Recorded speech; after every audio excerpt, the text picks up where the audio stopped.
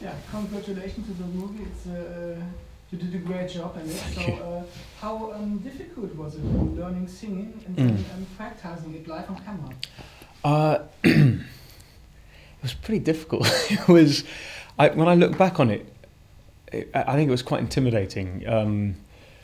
One of the things that was interesting about making the film was a lot of the ensemble actors, a lot of the students had, came from a musical theatre background. So a lot of them were in Les Miserables in London, and a few days into filming, it transpired that a lot of the students had played Marius on stage, and so that was quite an intimidating prospect. But they were very generous and helpful. A lot of the experience was sort of driven by fear, but a great type of fear. We were all felt privileged and excited to be a part of it.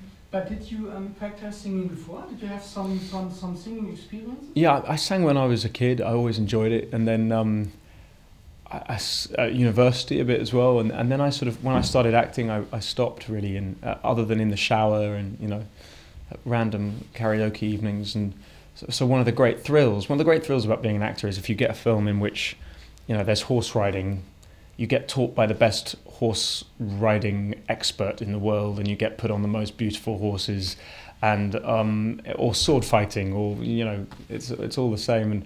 And what was lovely about this is singing. I had one of the best vocal coaches in the world, so that was pretty awesome. So will there be maybe more singing in the future? Did you sing? Okay, so that was a great fun. So I try to practice it more, maybe by making music or anything else. Or was it just one-off? I don't know. I think realistically, I wouldn't say that I'm a singer.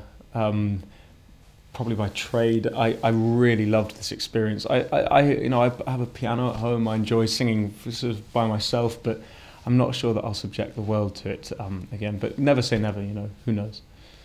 As you say, never say never. Do you have maybe few lines for us, maybe from a favorite song that you want to perform a cappella here? That I want to perform? Yeah. Absolutely not. Oh. But thank you for asking.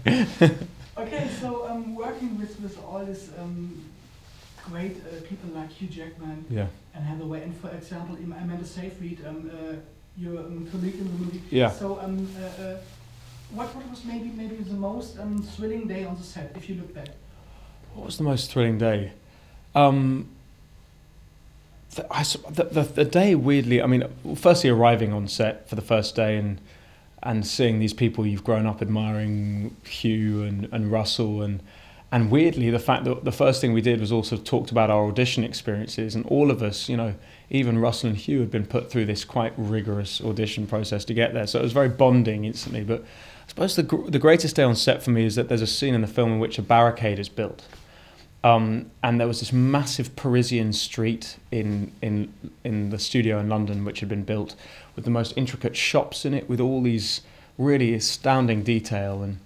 And Tom Hooper, the director, had sort of 40 students and maybe 40 extras, peasants. He had 5 cameramen, and he put 10 minutes worth of film stock in the camera. He had the cameramen dressed up as peasants, so you couldn't see where the cameras were because they were all camouflaged.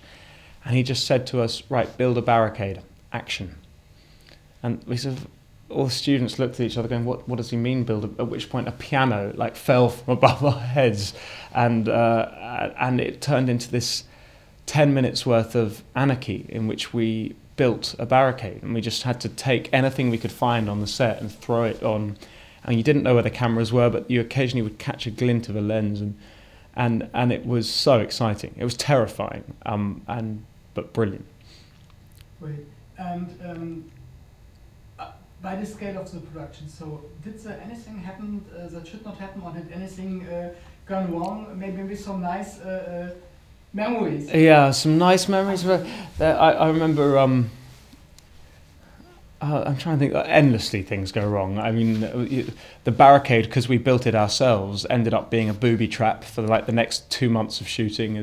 Because we'd literally pinned together this thing. You'd be doing big, fantastically sort of energized sort of battle scenes, and suddenly your leg would fall through a hole. I remember we were taught to, Tom likes to keep it real, so with the muskets and we were taught to load our own muskets and fire them, and there were moments when gunpowder got fire, so the barricade would set on fire. Or I remember once, like the flintlock that you use, I was cocking the gun and sliced my finger open, and because your adrenaline's running, you don't feel the pain until the end, and there's sort of blood all over you, and you're like, oh, I need a doctor. But so there were definitely moments of hiccups, certainly. Sounds great. Thank you so much for Thank taking you. the time. Nice to see All you. the best for you. You too.